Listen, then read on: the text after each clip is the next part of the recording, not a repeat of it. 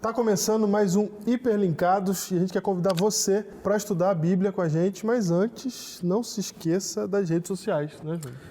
Claro, você pode entrar lá na nossa fanpage, lá no Face, você então encontra materiais exclusivos só lá na internet, não é, Diego? É isso, antes de sair o programa, alguns quadros do programa já vão estar disponíveis na internet, então você já comenta, já assiste e não esquece de compartilhar para que mais pessoas conheçam o Hiperlinkados e o estudo da Palavra de Deus. Vem com a gente, esse é seu Hiperlinkados.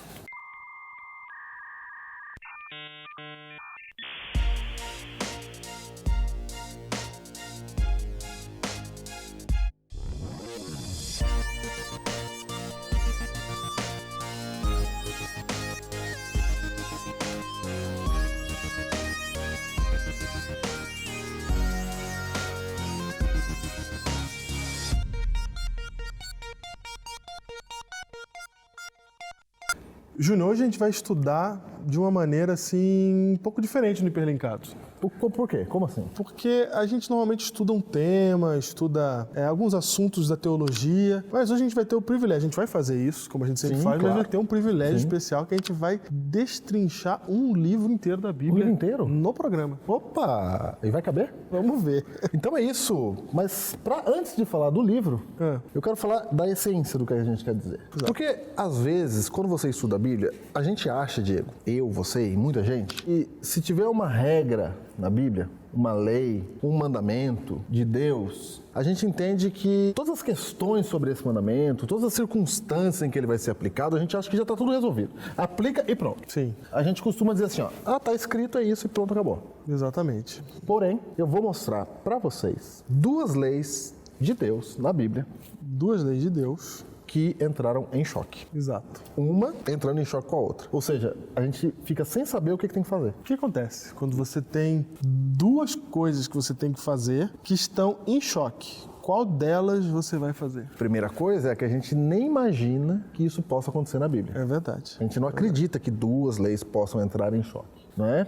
E isso reflete no nosso dia a dia na igreja, como cristãos e na vida. E na vida. Então vamos lá. Vai parecer agora que a gente vai falar que essas duas leis não têm nada a ver uma com a outra. É verdade. E elas não têm mesmo. Não tem. Só que elas vão entrar em choque num determinado momento na história de um livro da Bíblia. Depois a gente mostra elas entrando em choque. Certo. Você vai encontrar elas em Deuteronômio 25, que é a lei do levirato. E isso que diz que a mulher perdia o seu marido, ela tinha que casar-se com o parente mais próximo do seu marido. Inclusive, levir, do latim, quer dizer cunhado. Por isso, lei do levirato, a lei do cunhado. O cunhado deveria casar com a viúva. Essa era uma das leis. Então, lei do levirato, Deuteronômio 25, você encontra lá a partir do verso 5. E a outra lei, Deuteronômio 23, dizia que os moabitas eram excluídos da Assembleia do Senhor. Ou seja, eles estavam removidos do povo de Deus. Não podiam fazer parte do povo de Deus. Então, os nascidos em Moabe não faziam parte do povo de Deus. Daqui a pouquinho você vai entender melhor essas duas leis em detalhes.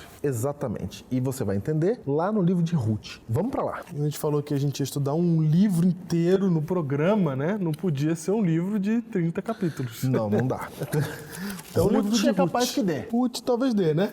É capaz que dê. É Ruth isso tem mesmo. 4 capítulos. E nesses 4 capítulos a gente vê uma história. E não um livro que aparentemente faz qualquer declaração teológica. Aparentemente ele não está falando de fé. Uma história de amor, um romance. Um romance. Um romance que dá até o título do programa de hoje que a gente não falou ainda. E qual é o título, Diego?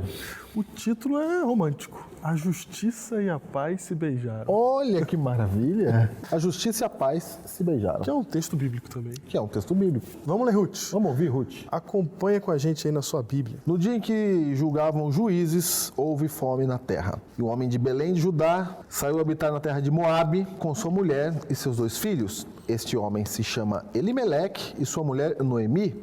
Os filhos se chamavam Malom e Quinlom, efrateus de Belém de Judá. Vieram à terra de Moabe e ficaram ali. Muito bem, então aqui a gente tem a história de um homem chamado Elimeleque que sai da terra de Israel e vai morar junto com os moabitas. Opa, olha para onde que ele foi. Ok? Então a gente já tem aqui o cenário se construindo. A história já começa mostrando a apostasia de Elimeleque. Opa. Porque Elimeleque, ele apostasia, Diego? Apostasia é quem sai da igreja, né? Ah, entendi. Abandonar a fé. Abandonar a fé, largar, né? A gente não pode dizer que Elimeleque deixou a Deus, mas a gente pode dizer que o que Deus pediu para Elimeleque não estava fazendo quando ele vai morar em Moabe. Entendi. Né? Quando ele vai morar em Moabe, Elimeleque, inclusive, é um nome que quer dizer... Deus é meu rei. Deus é meu rei. Ó, mas não estava aparecendo, né? Mas ele deixa o reinado de Deus sobre ele para viver em Moabe. Ok. O motivo pelo qual ele provavelmente fez isso é para poder prosperar, para poder ter mais... Você estava com fome aqui em Israel. Tinha um problema em Israel de falta de comida, e aí ele sai de Belém, que quer dizer a casa do pão. Opa, estava sem pão. Estava sem pão, e aí ele vai procurar pão em outro lugar, que é Moabe. Ou seja, se ele confiasse mesmo, ele ficava ali. Não, e não é só isso, né? É que equivale, no caso de um israelita, você sair de Israel e morar em Moabe, equivale literalmente você sair da igreja, abandonar a sua fé. Abandonou a fé. Por mais que, de fato, ele possa não ter abandonado, mas equivalia na época, esse era o peso. Você sabe que Moabe é o nome do reino aqui, mas é o nome de um filho nascido de um relacionamento incestuoso entre Ló e sua filha, né? Exatamente. Então, já carregavam ali um estigma de pecado. Exato, porque tem essa ideia muito clara naquele período de que os filhos herdam o que os pais foram. Sim. Então Moabe é filho de um incesto. Então tudo isso já é bastante terrível para a própria história dos moabitas, mas isso não é o pior. O pior é que tem uma lei específica contra os moabitas que você vai ver agora. Em Deuteronômio, capítulo 23, versos 3 a 6, nós temos aquilo que foi chamado a Lei da Assembleia, que proibia, como nós veremos agora no texto, de um israelita se juntar com um moabita. Acompanhe a leitura. Nenhum amonita ou moabita ou qualquer dos seus descendentes até a 10ª geração poderá entrar na Assembleia do Senhor, pois eles não vieram encontrar-se com vocês com pão e água no caminho, quando vocês saíram do Egito. Além disso, convocaram Balaão, filho de Beor, para vir de Petor, na Mesopotâmia, para pronunciar maldição contra vocês. No entanto, o Senhor, o seu Deus, não atendeu Balaão e transformou a maldição em bênção para vocês, pois o Senhor, o seu Deus, os ama. Não façam tratado de amizade com eles enquanto vocês viverem. Aqui está a grande questão. Noemi era uma mulher provavelmente rica, que decide sair de Israel, sair de Judá e caminhar para Moabe, o mesmo povo que Deus havia condenado no passado e pedido para que os israelitas não se envolvessem. Para complicar a história, os filhos de Noemi casam-se com 2 moabitas, coisa que o Senhor também havia proibido. Este é o cenário e esta é a realidade que começa o livro de Ruth. A lei da Assembleia era clara em dizer que Israel não deveria se envolver com alguns dos povos vizinhos. Por quê? Basicamente porque quando Israel era peregrino, saiu do Egito e caminhava rumo à terra de Canaã, havia recebido destes povos um não como resposta ao seu pedido por pão. Isso mesmo. Imagine que uma pessoa faminta bata na sua porta e peça pão. Você, além de negar, fala: eu não vou te dar pão. Se você quiser, eu posso te vender esse pão. Seria complicado, né? Mas foi este o cenário que os moabitas criaram para Israel. Era por isso que Deus se irou contra este povo e não queria que Israel se envolvesse com eles. Deu para notar que a história de Noemi repete a mesma história que havia acontecido com Israel. No momento que Judá não tinha pão, Noemi abandona uma nação em crise e caminha para lá, para Moabe novamente. Não para pedir pão, mas para comprar pão deles. Você viu aí, Diego? Eles eram excluídos da Assembleia do Senhor e tinha uma lei específica dizendo que eles não eram mais povo de Deus. Exato. Então isso mostra, como você falou, o quão grave era morar na terra de Moabe. Mas no verso 3 e 4 você vê que não só eles moraram lá, como os filhos de Elimeleque e Noemi se casaram com moabitas. Com mulheres excluídas da Assembleia do Senhor. Exatamente. Casou com gente fora da igreja. Casou. E aí aconteceu que Elimeleque morreu e Malom e Quilion, que são os filhos de Elimeleque, também morreram. Também morreram. Você sabe que o nome deles dá a ideia de que eles eram doentes, né? Ah, é? É. Malom e Quilion pode significar doentes. Nesse livro não me importa tanto o nome de Noemi, quanto o nome de Elimeleque, quanto o nome da cidade de Belém, o nome de Malom e Quilion, como você está citando agora. Você já vai entender um pouco mais sobre isso. Mas o que importa agora é o seguinte: eles casaram com mulheres moabitas e eles morreram. Todos os homens da família morreram. Morreu todo mundo. E morrer naquela época, os homens davam um problema muito sério. Isso. Porque as mulheres, elas não podiam fazer nada. Nada. Mulher não era considerada uma pessoa responsável. Nada. Você sabia que mulher não tinha direito à herança? Não tinha direito à herança. Então, se ela não tem direito à herança, uma mulher que perde todos os homens da família, ela fica sem terra. Sem terra. Sem terra. E não podia trabalhar. Porque só quem podia ter a terra era o homem. O marido. Exatamente. Perdeu o marido, Acabou. acabou. Aí tem o filho. Não tem marido, não tem filho, não tem mais nada. Acabava tudo. Noemi então decide ir embora. Isso. Aí as duas querem ir com ela. Mas... Porém, o que ela fala para Porém, duas? entretanto, todavia, há um problema que a gente acabou de citar aqui. Opa! Problema número 1 é: os moabitas não podem fazer parte da Assembleia do Senhor. E ela vai carregar 2 moabitinhas Exatamente, para dentro da... para dentro de Israel. Então Noemi está voltando para Israel, porque lá voltou a ter pão. Sim. E nesse retorno para Israel, ela está levando 2 pessoas que não poderiam ir para lá, Não poderiam ir para lá. que é Ruth e Orfa. Orfa. Essas 2 personagens, Ruth e Orfa, Ruth inclusive que dá um nome ao livro, Sim. não são do povo de Deus e nem poderiam ser do povo de Deus. Nem poderiam ser. E aí vem o segundo problema. A segunda lei vai se apresentar agora. Porque Noemi fala para as duas, né? Não venham atrás de mim, não venham comigo, né? Não me sigam até lá, porque eu não tenho mais nada a oferecer para vocês. Eu não tenho mais filhos a oferecer para vocês. Por que ela está citando filho para oferecer, né? Veja o que diz o texto a partir do verso 11. Porém, Noemi disse: Voltai, filhas minhas, por que irias comigo? Tenho eu ainda no ventre filhos para que vos sejam por maridos? Tornai, filhas minhas, ide-vos embora, porque sou velha demais para ter marido. E ainda quando eu dissesse, tenho esperança, ou ainda que esta noite tivesse marido e houvesse filhos, esperá-lo-ias até que viesse a ser grandes? Abster-vos-ias de tomardes marido? Não, filhas minhas, porque por vossa causa me amarga o ter o Senhor descarregado contra mim a sua mão. Olha aí, Diego, Quando a gente lê isso em 2015, a gente fala do que ela está falando. do que ela está falando? O que tem? Outro marido? Como é que eu meu vou... filho, negócio de filho? Se eu tivesse filho agora, você esperar ele crescer, que papo é esse? Como é que funciona isso aí, né? Né? Na verdade, ela está evocando aqui a segunda lei que a gente citou. Sim. A lei do levirato. Porque como elas estavam, né, Ruth e Orfa estavam agora sozinhas, né? Viúvas, quem que tinha que casar com elas? Um outro filho de Noemi. Isso. A lei do levirato dizia isso. Certas leis bíblicas, elas são muito estranhas à nossa mentalidade atual. Por exemplo, a lei do levirato, que é uma palavra que vem do latim levir, que significa cunhado. No texto de Deuteronômio, no capítulo 25, nos versos 5 e 6, nós lemos o seguinte: Se irmãos morarem juntos e um deles morrer sem filhos, então a mulher do que morreu não se casará com outro estranho, fora da família. Seu cunhado a tomará e a receberá por mulher, e exercerá para ela a obrigação de cunhado.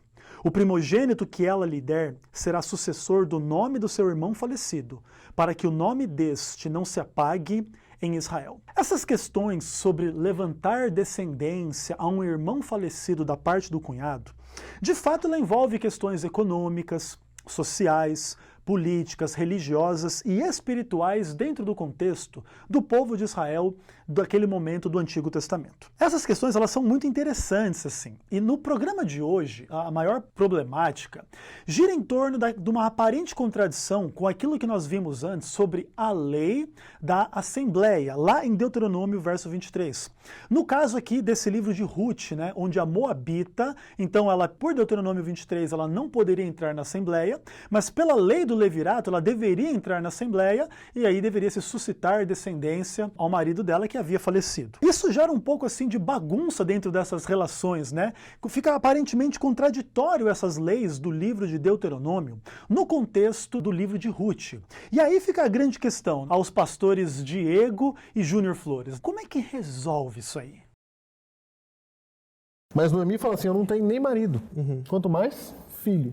E mesmo que nascesse filho hoje, você ia ter que esperar ele crescer para ele casar com você. Então olha a situação ali difícil. Por isso que Noemi olha para as duas e fala assim, vai pro seu povo, vai embora, volta para Moab, fica lá, vai para casa dos seus pais. Isso, ela fala pra ele, você vai arrumar um marido, fica na casa do seu marido. Até ela menciona isso no verso arranja 9. aí, segundo a lei dos Moabitas, etc. Isso, E aí, órfão fala assim, ok, fui. isso. Orfa, volta. Volta. Verso 16, diz, porém, Ruth, não me instes para que te deixe e me obrigue a não seguir-te, porque aonde quer que fores, irei eu, e onde quer que pousares, ali pousarei eu.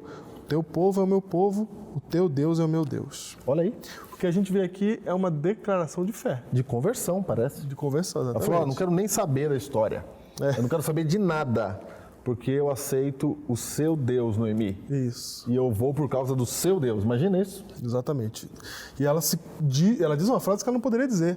O teu povo é o meu povo. Oh, tadinha, né? Mal sabe ela que existe uma lei que diz que ela não poderia ser povo. Não poderia ser povo de Deus. Exatamente. Puxa vida. Mas ela assume isso pra si. O teu povo é o meu povo, meu Deus, o teu Deus é o meu Deus. Aonde você for, Noemi, eu irei com você. Essa é a ideia. Eu fico pensando na fé de Ruth, porque ela realmente parece estar convertida e ela fala assim, ó, eu vou por causa de Deus. Eu não quero saber se tem coisa para comer, se não tem para comer, e etc e tal. Isso. Porque lá, olha só, em Israel ela não tinha ninguém por ela.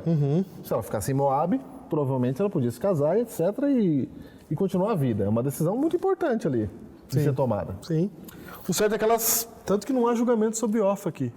Não, Não se faz julgamento de valor sobre ela, falando, a Orfa já foi fraca, voltou. Não tem julgamento de valor sobre Orfa. Orfa Fica fez o tranquila. que tinha que fazer. fez o que tinha que fazer.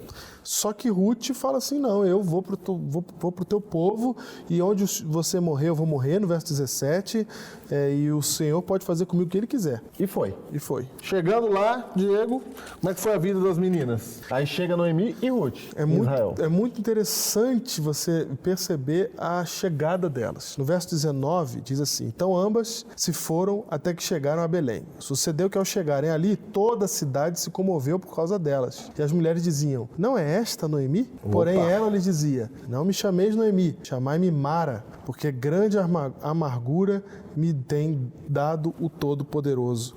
Ditosa eu parti, porém o Senhor me fez voltar pobre. Por que, pois, me chamareis Noemi, visto que o Senhor se manifestou contra mim e o Todo-Poderoso me tem afligido? Assim voltou Noemi da terra de Moabe com Ruth, sua nora. Então, Júnior, você vê como os nomes são importantes aqui nessa história, né? Uhum. Ela fala que o nome dela é Mara porque ela está amargurada da vida. E ela não aceita que chame ela de Noemi. Porque Noemi quer dizer meu deleite, meu prazer, minha alegria. Olha aí. É o que significa Noemi. Exato. Então Ela fala assim, que deleite, que prazer, que alegria. ela saiu obstinada dali e voltou pobre. Voltou sem nada, voltou amargurada. E aí tem o verso 22 que ele é muito interessante. Vamos ver. Porque no verso 22 fala assim, assim voltou Noemi da terra de Moabe com Ruth, sua nora, vírgula, A Moabita. a Moabita. E chegaram a Belém no princípio da cega da cevada. Ok.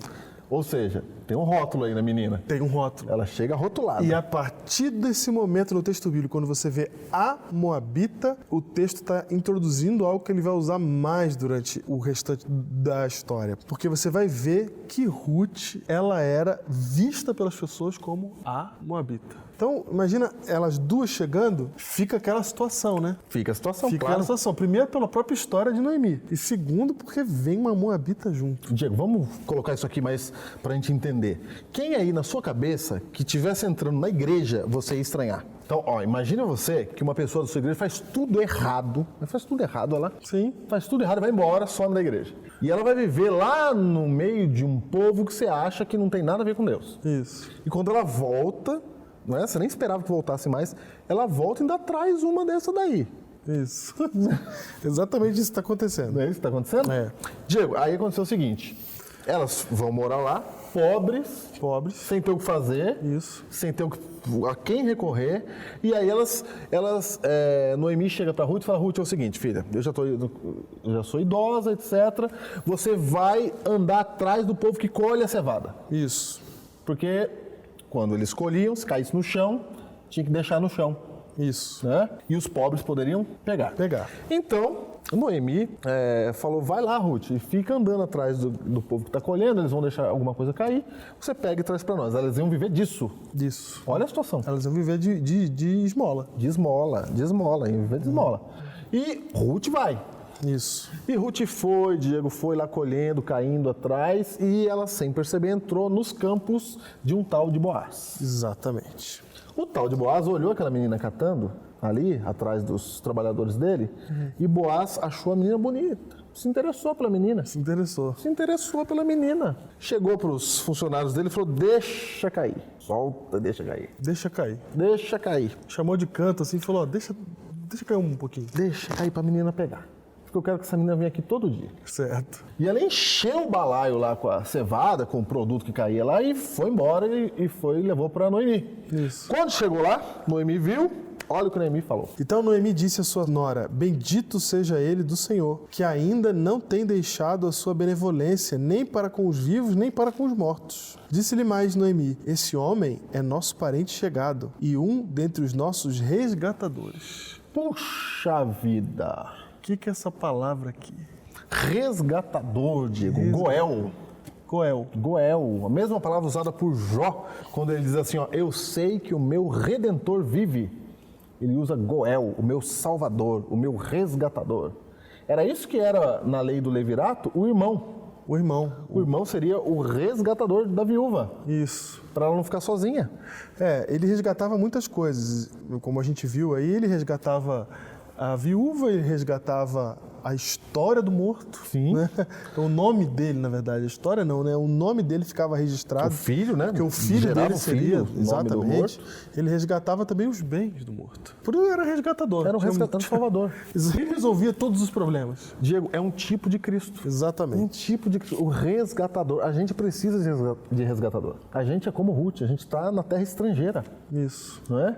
E a gente é culpado, excluído do céu, excluído da Assembleia do Senhor. Olha só, aí Noemi chega e fala assim, ó, ele é um dos nossos resgatadores. Isso. Ô Diego, eu fico pensando, por que Noemi já não mandou Ruth lá falar com Boaz, né? Se ela sabia que ele era o resgatador. Sim, um dos, né? Possíveis. Um dos resgatadores possíveis. Eu acho que ela não mandou Ruth lá, primeiro porque Ruth era moabita. Sim, inclusive o texto do versículo 1 do capítulo 2 diz que Boaz era parente. Tinha Noemi um parente de seu marido, senhor de muitos bens, da família de Elimeleque, o qual se chamava Boaz. Sim. Ruth, a moabita. Opa, tome. Veja que o texto rótulo. vai tratando ela com o rótulo dela. Tome, hashtag moabita. Exatamente. Então, como a Ruth era a moabita, o fato dela ter um parente próximo que poderia ser o resgatador era irrelevante. Entendi. Por que era irrelevante? Por que era relevante ter um resgatador ainda presente, ter algum parente que pudesse resgatar, e o fato de Ruth ser moabita? Porque as leis não iam deixar. Exatamente. Não iam deixar resgatar, porque ela é excluída da Assembleia do Senhor.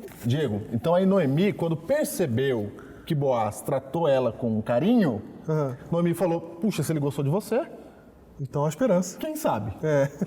Prontamente, ela arquitetou um plano. No capítulo 3, diz o seguinte, diz que ela falou, ô Ruth, coloca a tua roupa, fica bem bonita. Passa um perfuminho. Passa o perfuminho e é hoje que você vai casar. Foi. Mandou a menina e ela foi. E olha o plano. Falou assim, ó, quando ele estiver cansado já da colheita e ele vai deitar lá onde ele descansa, você vai, deita aos pés dele, descobre o pé dele, olha que engraçado, porque quando fizer frio ele acorda. Isso. E quando acordar você, tcharam! Tô aqui. E foi o que ela fez. Tô lendo o capítulo 3, verso 6. Então foi para a eira e fez conforme tudo quanto sua sogra lhe havia ordenado. Havendo, pois, Boaz comido e bebido, e estando já de coração um tanto alegre, que não quer dizer bêbado, bêbado é na nossa cultura, não na deles lá, veio deitar-se aos pés de um monte de cereais. Então chegou ela de mansinho, e lhe descobriu os pés e se deitou. Sucedeu que pela meia-noite, assustando-se o homem, sentou-se, e eis que uma mulher estava deitada a seus pés. Disse ele, quem és tu? Ela respondeu, sou Ruth, tua serva. Estende a tua capa sobre tua serva, porque tu és resgatador. Puxa vida! Estende a tua capa. Júnior, o que quer dizer estende tua capa sobre mim? Estende tua capa é o pedido de casamento.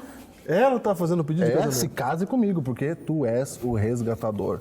E aí chegou pro momento. Ela está evocando a lei do Levirato. Evocando a lei do Levirato. Mas agora a gente tem duas leis. Uma lei dizendo que Boaz tinha que se casar com ela por causa da lei do Levirato e ele era o resgatador. Isso. E uma outra lei dizendo que Ruth era excluída da Assembleia do Senhor. Uma lei mandava Boaz se casar com ela. Isso. A outra lei mandava Boaz rejeitá-la. Exato. Duas leis entrando em choque. O que será que ele fez? Será que vai ter resposta isso aí, Júnior? Vai ter resposta. No Hiperlinkados da próxima semana. Não perca, hein, Diego? Você vai estar aqui? Eu vou estar aqui. Eu quero saber como é que isso aqui termina. Porque Deus tem uma orientação específica Primeiro, ele nos avisa que as leis podem entrar em choque. Nessa história. E segundo, o que fazer quando as leis entram em choque. Tem mais uma coisa. Qual é? É que você vai descobrir qual é o espírito que está por trás dessas leis. Até semana que vem.